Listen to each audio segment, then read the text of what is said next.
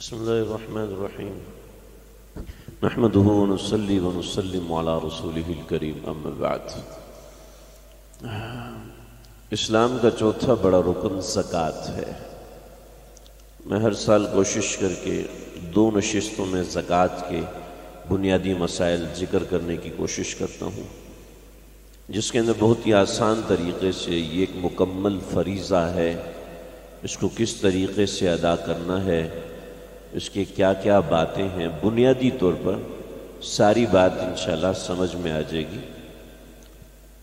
زکوٰۃ دینا ہر صاحب حیثیت پر فرض ہے۔ صاحب حیثیت کا نصاب کیا ہوتا ہے اور اس کے پاس کتنا مال ہونا چاہیے تو وہ صاحب حیثیت ہوتا ہے، اس کے اوپر زکوٰۃ فرض ہوتی ہے۔ شریعت کی اصطلاح میں امیر کسے کہتے ہیں اور شریعت کی اصطلاح میں غریب کسے کہتے ہیں، یہ ساری باتیں اس کے اندر آئیں گے۔ سب سے پہلے سمجھ لیں کہ ہر مال پر زکوٰۃ نہیں ہوتی۔ زکوٰۃ صرف 4 قسم کے مال پر ہوتی ہے۔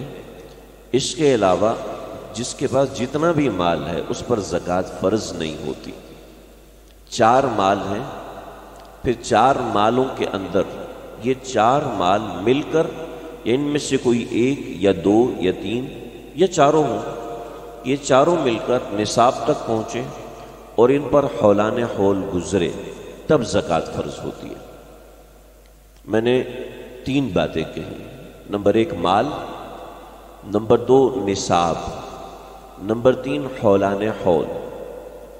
جب یہ 3 چیزیں مکمل ہو جائیں تو انسان پہ زکوٰۃ فرض ہوتی ہے۔ حولان حول کیا ہے ہم انشاءاللہ اس کو کل سمجھیں گے۔ آج 2 چیزیں جو 4 مال ہیں اور ان کا نصاب کیا ہے، صرف یہ 2 چیزیں سمجھ لیں۔ سب سے پہلا جو 4 مالوں میں سب سے پہلا مال وہ یہ ہے کہ سونا اگر 7.5 تولہ سونا ہے کسی مرد کے پاس یا عورت کے پاس تو اس کے اوپر زکوٰۃ فرض ہوتی ہے، وگرنہ زکوٰۃ فرض نہیں ہوتی۔ چاندی نمبر 1، نمبر 2 چاندی اگر 52.5 تولہ ہے تو اس کے اوپر زکوٰۃ فرض ہوتی ہے، ورنہ زکوٰۃ فرض نہیں ہوتی۔ اسی طریقے سے نقد مال، چاہے وہ بینک میں رکھا ہوا ہے، چاہے وہ کسی اور ذریعے سے رکھا ہوا ہے، کسی کو قرض دیا ہوا ہے یا آپ نے سیو کیا ہوا ہے، اس میں پروویڈنٹ فنڈ اور بینولٹ فنڈ اور اس طرح کی پینشن فنڈ، ان سب چیزوں کو نکال دیں، جسے ہم کیش کہہ سکتے ہیں۔ بینک میں رکھا ہوا پیسہ بھی کیش ہی کہلاتا ہے، جو آپ چیک کے ذریعے سے کیش کروا سکتے ہیں۔ کارڈ کے ذریعے سے آپ پیسہ نکلوا رہے ہیں، وہ بھی آپ ڈیبٹ کارڈ کے ذریعے سے، کریڈٹ کارڈ کے ذریعے سے، تو ظاہر بات ہے آپ کے اوپر قرض ہے۔ تو پیسہ جو آپ کے ہاتھ میں ہے اگر وہ آپ کے پاس ہے اور وہ نصاب کے برابر ہے تو آپ پر زکوٰۃ فرض ہوگی۔ اس کے بعد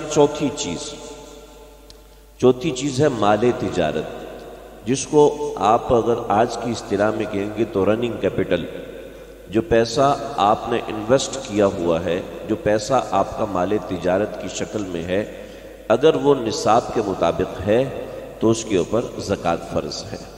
یہ 4 باتیں، ان چاروں کو میں وضاحت سے پیش کرتا ہوں۔ سب سے پہلے سمجھ لیں نصاب کیا ہے۔ شریعت نے 2 نصاب مقرر کیے ہیں، 7.5 تولے سونا اور 52.5 تولہ چاندی۔ اب جب شریعت نے اس کو فرض کیا تھا تو اس وقت دونوں کا ریٹ ایک ہی تھا، 7.5 تولہ سونا جتنے کا آتا تھا چاندی بھی اتنے ہی کی آتی تھی۔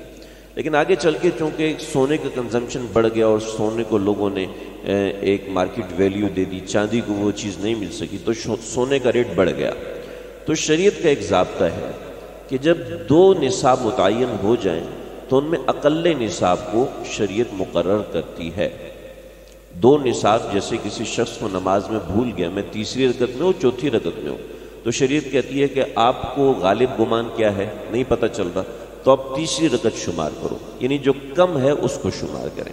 لہٰذا جو اقل نصاب ہے اس کے حساب سے زکوٰۃ فرض ہوتی ہے۔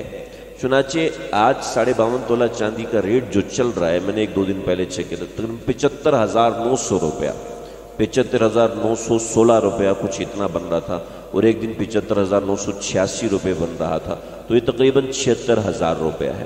اگر کسی کے پاس اتنا سونا ہے اتنی چاندی ہے، اتنا نقد مال ہے اور اتنا مال تجارت ہے اور اس کے اوپر سال بھی گزر گیا، تو اس کے اوپر زکوٰۃ فرض ہوگی۔ چنانچہ سونا آج کے زمانے میں کسی خاتون کے پاس یا آدمی کے پاس 1 تولہ بھی ہے تو اس کا مطلب ہے اس کے اوپر زکوٰۃ فرض ہو جاتی ہے اقل نصاب کی وجہ سے۔ لہٰذا 7.5 تولے سونے کی قید نہیں رہے گی اس ضابطے کی وجہ سے جو شریعت کا ضابطہ ہے۔ البتہ ایک صورت ہے، وہ ایک صورت نہیں ہوتی لیکن میں بتا دیتا ہوں۔ ایک صورت یہ ہے کہ کسی کے پاس نہ 1 روپیہ ہے، کسی کے پاس نہ ایک ذرہ چاندی ہے صرف سونا ہے، صرف سونا ہے اور کچھ بھی نہیں ہے، تو اب اس کو دیکھا جائے گا کہ اس کے پاس 7.5 تولے ہے تو تب وہ 7.5 تولے کے مطابق صاحب نصاب بنے گا، وگرنہ نہیں بنے گا۔ عام طور پہ یہ نہیں ہوتا، لوگوں کے پاس پیسے اگر 2-4 روپے بھی ہیں تو تب بھی وہ صاحب نصاب بن جاتے ہیں۔ لہٰذا ایک صورت، احتمالی صورت میں نے بتا دی کہ بہت سے لوگوں کو اشتباہ ہو جاتا ہے، اس وجہ سے بتا دی، پریشان ہو جاتے ہیں اسی وجہ سے بتائی۔ ورنہ آج کے زمانے میں 75,000 کے بقدر اگر کسی کے پاس یہ چاروں چیزوں میں سے کچھ ہے، یعنی نقد ہے، سونا ہے، چاندی ہے، مال تجارت ہے، تو اگر اس کے پاس ہے اور اس کے اوپر سال بھی گزر گیا تو اس کے پاس زکوٰۃ فرض ہے۔ اب سال گزر گیا کیا ہوتا ہے میں انشاءاللہ کل بتاؤں گا۔ یہ سال گزر گیا، ہم اس میں بہت زیادہ کنفیوژن کا شکار ہوتے ہیں، لیکن اب ان 4 چیزوں کو سمجھ لیں۔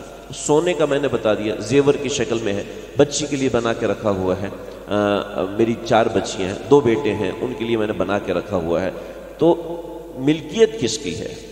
جس کی ملکیت میں ہے اس کے اوپر زکوٰۃ فرض ہوگی۔ یہ تو میں نے حج کے لیے رکھا ہوا ہے، بہت نیک مقصد کے لیے رکھا ہوا۔ میرا ارادہ ہے کہ جب مسجد بنے گی تو اس میں میں نے کچھ گولڈ بارز رکھی ہیں، جب مسجد بنے گی فلاں علاقے میں تو میں وہاں پر یہ رقم دوں گا، یہ سونا دوں گا۔ بڑے اچھے مقصد کے لیے رکھا ہوا ہے، لیکن سونا اگر رکھا ہوا ہے تو اس پہ زکوٰۃ فرض ہے، بھلے سے آپ نے بچی کی شادی کے لیے رکھا ہے یا مسجد بنانے کے لیے رکھا ہے، کسی بھی نیک مقصد کے لیے یا کسی بھی دوسرے مقصد کے لیے رکھا ہوا ہے تو اس کے اوپر زکوٰۃ فرض ہے۔ اس کا مال تجارت ہونا نہ ہونا سب برابر ہے۔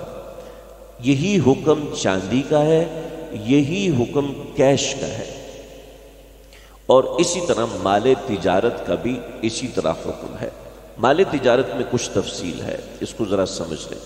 مال تجارت عام طور پہ کسی کے پاس دکان کے اندر سامان رکھا ہوا ہے تو قیمت فروخت دیکھی جائے گی۔ کسی نے انویسٹمنٹ کی ہوئی ہے زمین کے اندر بیچنے کے لیے تو اس کے اندر قیمت فروخت دیکھی جائے گی۔ میں نے زمین خریدی تھی جناب، اس وقت 2 لاکھ کی تھی، ابھی میں نے اس کو بیچنے کے لیے لگایا ہوا ہے تو یہ 20 لاکھ کی ہے، تو 20 لاکھ کے حساب سے زکوٰۃ ہوگی، 2 لاکھ کے حساب سے نہیں ہوگی۔ لیکن اس میں تھوڑی سی تفصیل سمجھ لیں۔ پلاٹ میں نے خریدا، جب بچوں کی شادی ہوگی تو اس پہ گھر بنا کے دوں گا۔ پلاٹ میں نے خریدا، کوئی ریٹ لگ گیا اچھا تو بیچ دوں گا۔ پلاٹ خریدا کہ ابھی ریٹ کم ہے، جب ریٹ چڑھیں گے تو اس وقت میں اس کو بیچوں گا۔ پلاٹ میں نے خریدا کہ اس پہ گھر بناؤں گا اور گھر کو بنا کے پھر میں اس کو سیل کروں گا، جو پیسے آئیں گے اس کو میں فلاں کام میں لگاؤں گا۔ اس میں سے کسی اچھا ایک اور پلاٹ میں نے خریدا، جب ہوگا دیکھیں گے، جب ہوگا آگے دیکھیں گے، ابھی کوئی ارادہ نہیں، بس تو زمین مل رہی تھی، اچھی مل رہی تھی، بیرے ٹاؤن میں مل رہی تھی، فلاں جگہ مل رہی تھی، پیسے میرے پاس رکھے تھے، میں نے کہا چلو ڈال دو، خرید لیا، اب دیکھیں گے بعد میں کیا کرنا ہے۔ تو یہ صورتیں عام ہوتی ہیں۔ ان میں سے کسی صورت پر زکوٰۃ فرض نہیں ہے، کسی بھی صورت پر زکوٰۃ فرض نہیں، بس ایک صورت ہے جس پر زکوٰۃ فرض ہے۔ عام طور پر جو پراپرٹی کا کام کرنے والے لوگ ہوتے ہیں انہی کی صورت ہوتی ہے کہ ان کے پاس جو مال آیا ہوتا ہے بیچنے کے لیے آیا ہوتا ہے، لہٰذا جو پلاٹ آپ نے بیچنے کے لیے لگایا ہوا ہے، جو پلاٹ آپ نے بیچنے کے نام پر رکھا ہوا ہے کہ اس کو بیچنا ہے، اس کو نکالنا ہے، اس پلاٹ کے اوپر زکوٰۃ فرض ہوگی۔ جب اس پہ سال گزرے گا اس پہ نصاب پورا ہوگا، نصاب پورا ہوتا ہی ہے، جب اس پہ سال گزرے گا تو اس کے اوپر اس وقت زکوٰۃ فرض ہوگی۔ وگرنہ عام جو 5-6 صورتیں ہمارے معاشرے میں مروج ہیں، جو عام طور پہ لوگ پیسے لگاتے ہیں تو اس پر زکوٰۃ فرض نہیں ہوتی۔ آپ پراپرٹی کا کام نہیں کرتے لیکن آپ نے پلاٹ لگایا ہوا ہے اور آپ کی تاریخ آگی زکوٰۃ کی، تو اس صورت میں یہ مال زکوٰۃ تصور کیا جائے گا، اس لیے کہ مال تجارت ہے۔ کسی کے 10 گھر ہیں اور اس نے 10 کے 10 گھر رینٹ پہ دیے ہوئے ہیں، یہ مال تجارت نہیں ہے، اس پہ زکوٰۃ فرض نہیں ہے۔ کسی کو گاڑیوں کا شوق ہے، یہ میرے پاس فلاں گاڑی بھی ہونی چاہیے، فلاں گاڑی بھی ہونی چاہیے، فلاں گاڑی بھی ہونی چاہیے، اس نے 10 گاڑیاں رکھی ہوئی ہیں شوق کی وجہ سے۔ کسی کا شوق ہے کھلونے رکھنے کا، اس نے بہت مہنگے مہنگے کھلونے 70 ہزار کے، 1 لاکھ کے، 2 لاکھ کے کھلونے رکھے ہوئے ہیں اور لوگوں کو دکھاتا ہے وغیرہ وغیرہ، شوق ہوتے ہیں لوگوں کے بہت سے۔ کسی کو پرندوں کا شوق ہے اور اس نے اپنے گھر میں ایک پورا چڑیا گھر سا بنایا ہوا ہے اور اس کے اندر، تو ان میں سے کسی صورت پر زکوٰۃ نہیں ہے، کسی صورت پر زکوٰۃ نہیں۔ کیوں؟ اس لیے کہ جو مال مکان اس نے رکھے ہیں، 10 مکان رکھے ہیں کرائے پہ دیے ہوئے ہیں، 10 گاڑیاں رکھی ہوئی ہیں اپنے شوق سے رکھی ہوئی ہیں، تو یہ مال تجارت نہیں ہے۔ جب مال تجارت نہیں ہے تو ان پر زکوٰۃ نہیں ہے، نہ یہ کیش ہے، نہ یہ سونا ہے، نہ یہ چاندی ہے۔ جب یہ چاروں چیزوں میں سے نہیں ہے تو اس پر زکوٰۃ فرض نہیں ہوتی۔ اب اس کی ضرورت ہے یا اس کی ضرورت نہیں ہے، اس کو نہیں دیکھا جائے گا۔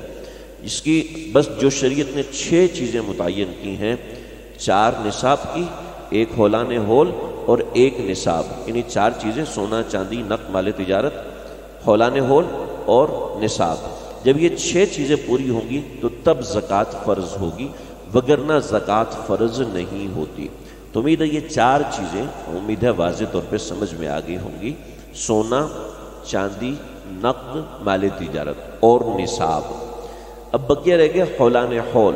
ہولان ہول کے حوالے سے میں تفصیلی انشاءاللہ آئندہ ذکر کروں گا۔ اب زکوٰۃ کس طریقے سے ادا کرنی ہے، کس طریقے سے زکوٰۃ اپنے مال میں سے نکالنی ہے، بہت سے لوگ فارم فل کرتے ہیں، اس طرح کی چیزیں کرتے ہیں، وہ بھی اپنی جگہ صحیح ہے، وہ بھی اپنی جگہ بالکل درست ہے، لیکن ایک بہت آسان طریقہ جس کو انسان بیٹھے بیٹھے حل کر سکتا ہے کہ اچھا یہ ہے، تو بہت ہی آسان طریقہ کس طرح نکالنی ہے۔ اس کے بعد پھر زکوٰۃ دینی کہاں پر ہے، کہ بھئی عام طور پہ لوگ کہتے ہیں ذرا یہ ماسی ہے چلو ماسی کو دے دو، فلاں ملازم ہے اس کو دے دو، اور فلاں فقیر گھوم رہا ہے یہ بڑا نادار نظر آتا ہے اس کی ٹانگ کٹی ہوئی ہے اس کو دے دو۔ یہ طریقہ کار زکوٰۃ کی ادائیگی کا نہیں ہے۔ زکوٰۃ کی ادائیگی میں ضروری ہے کہ سامنے والے کو مالک بنایا جائے، جس کو زکوٰۃ دی جا رہی ہے اس کو مالک بنایا جائے یا کسی کو وکیل بنایا جائے۔ تو یہ کچھ پیچیدہ قسم کی چیزیں ہیں جو روزمرہ کے معاملات میں سامنے آتی رہتی ہیں۔ تو یہ 2 چیزیں، یعنی زکوٰۃ کا ہولان ہول کیا ہے، سال کا گزرنا کیا ہوتا ہے۔ آپ کہیں گے سال کا گزرنا، سال گزرنا یہ کیا ہوتا ہے، یہ تو ایک عام سی بات ہے۔ عام سی بات نہیں ہے، اس کو تھوڑا سمجھنے سے تعلق رکھتی ہے۔